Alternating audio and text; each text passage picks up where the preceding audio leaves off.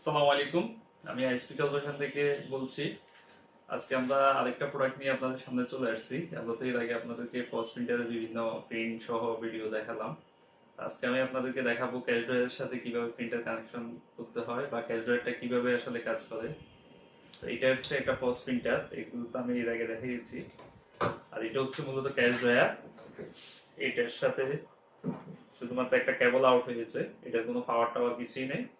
আর হচ্ছে এখানে একটা ছাবি আছে, এটা ছাবি দেওয়া আছে। আমি ছাবিটা খুলে রাখলাম পাশে। তা আপনি ক্যাশ ড্রয়ারটাকে প্রিন্টারের সাথে কিভাবে কানেক্ট করবেন?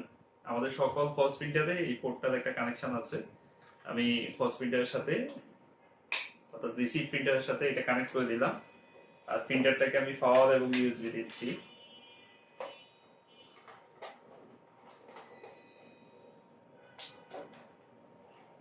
প্রিন্টারের সাথে আমি পাওয়ার এবং ইউএসবি কানেকশন করছি।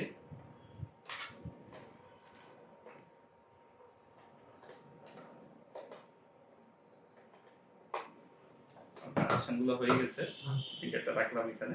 আমি একটা প্রিন্ট আউট করছি, এটা মেমো প্রিন্ট করছি।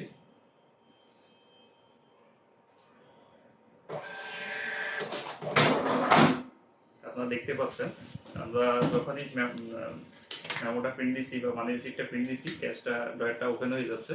আপনি তখন ক্যাশটা ক্যাশে রেখে আপনি কাস্টমারকে এক্সচেঞ্জ করতে পারবেন। এক্সচেঞ্জ করে জাস্ট এটা আবার চাপ দিলে এটা খুলে যাচ্ছে। এটা কিন্তু আপনি টান দিলে খুলবে না এইভাবে। আপনি যখন আবার মেমোটা প্রিন্ট করবেন, আমি আরেকটা মেমো প্রিন্ট দিচ্ছি। আপনি যখন কাস্টমারকে বিল করছেন, বিল করার সাথে সাথে আপনার ক্যাশটা ওপেন হয়ে যাচ্ছে। আপনি তখন কাস্টমার থেকে টাকা রিসিভ করে টাকাটা রেখে আবার ক্যাশটা ব্লক করে দেবেন। এছাড়া যদি ক্যাশ খুলতে চান, ছাবি তো আছেই।